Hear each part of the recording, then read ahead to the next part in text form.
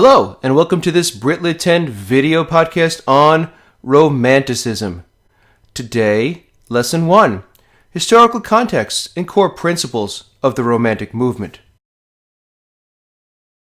Before we begin, I ask that you give the material the time and the attention that it deserves.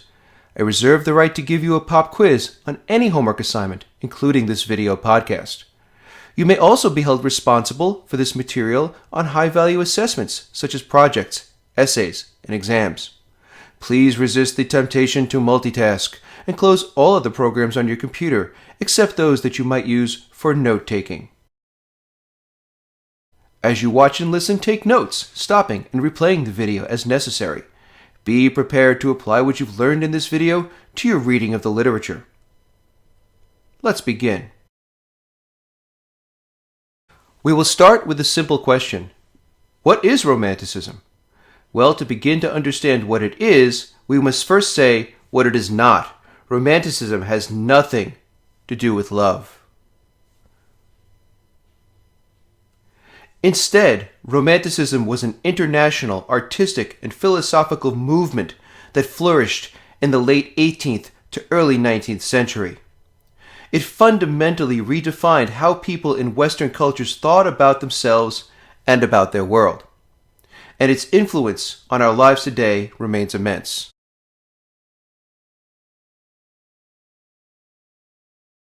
Romanticism coincides with the Age of Revolutions, the period of vast political, social, and economic upheaval that includes the American Revolution and the French Revolution.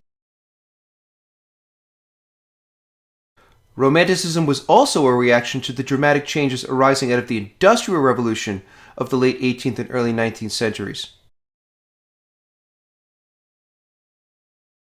Inspired by the revolutionary energy of these events, Romantic writers consciously set out to transform not only the theory and practice of their art, but the very way in which we perceive the world.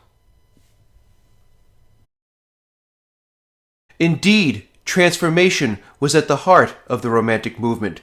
Romanticism was an artistic and philosophical reaction to the dominant attitudes of the 17th and 18th centuries.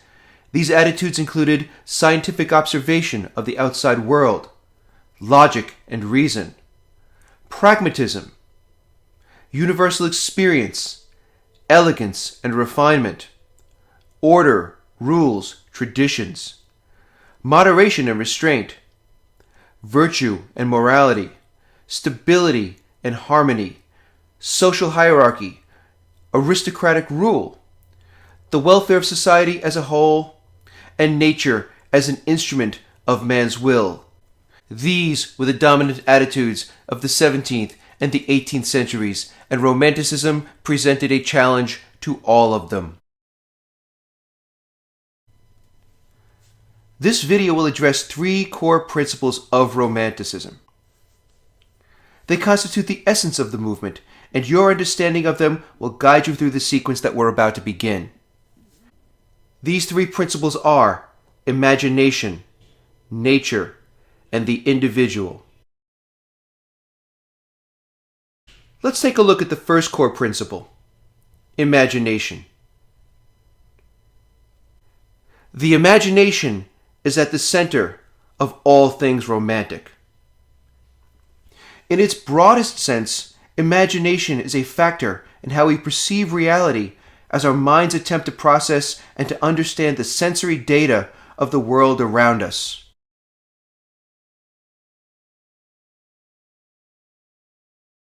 As the mind receives stimuli in the form of touch, taste, smell, sight, and sound, imagination is a major part of the mental process that gives those stimuli meaning. For the Romantics, imagination was also the primary vehicle for the creation of art. Through the imagination, the Romantic writer could wield creative energy that was godlike in its power. For the Romantics, then, the purpose of literature was not to describe the world as it was, but rather as how it could be.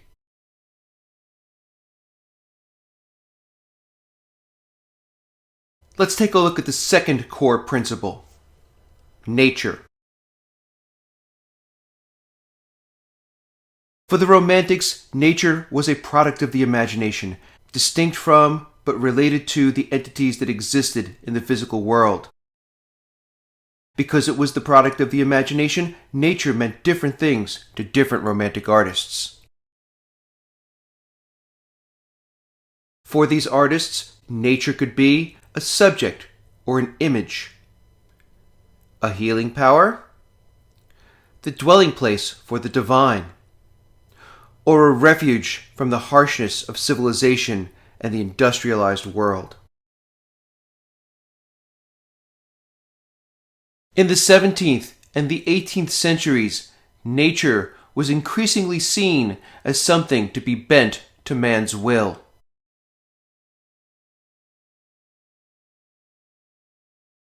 The Industrial Revolution only intensified this attitude as technology made it possible to extract more and more from the land with little concern for its welfare.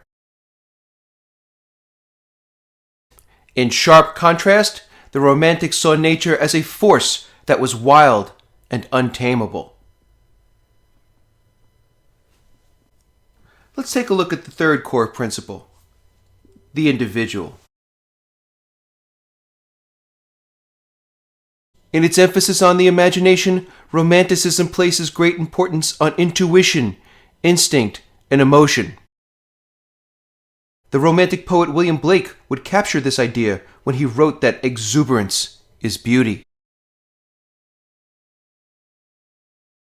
This is not to say that the Romantics discarded the mental qualities that were most prized by the previous centuries, reason and logic, but rather that these existed in a healthy tension with intuition, instinct, and emotion to form the basis of human consciousness.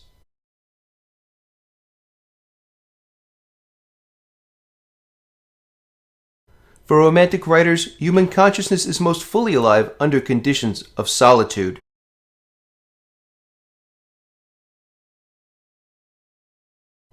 It is when we are alone that we can think most deeply and be most sensitive to the world around us.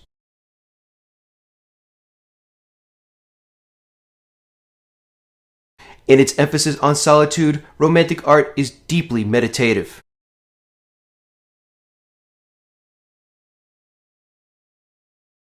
A major moment in literary history came in 1798, when the poet William Wordsworth described poetry as the spontaneous overflow of powerful feelings recollected in tranquility. For Wordsworth, who was one of the foundational Romantic poets, poetry was a synthesis of exuberant activity and quiet meditation. Memory is at the center of this process of individual experience and reflection. Since our perception of the world is limited and our memory of the past is imperfect, imagination is the tool by which we fill in the gaps. This emphasis on individual imagination and experience reversed the ancient idea that art is a mirror to the world. For the Romantics, art does not reflect the world outside, it creates a world within. Consequently, Romantic poetry is often lyric poetry, and we can assume that the speaker in a given poem is either the poet himself or someone who represents the poet.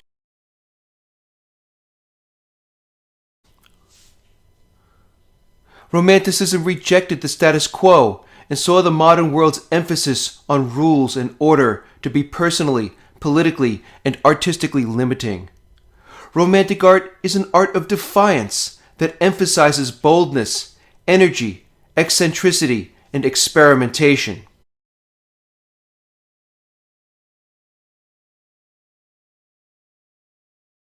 Here again, we turn to William Blake, who wrote that I must create a system or else be enslaved by another man's. In this way, the Romantic artist positions himself as a heroic outsider, operating independently from the society of which he is a part.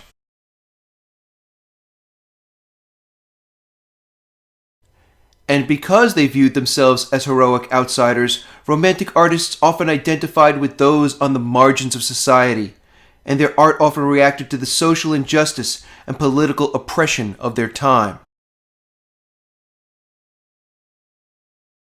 Inspired by the revolutions in America and France, Romantic artists were idealists who saw their work as a vehicle for democratic change.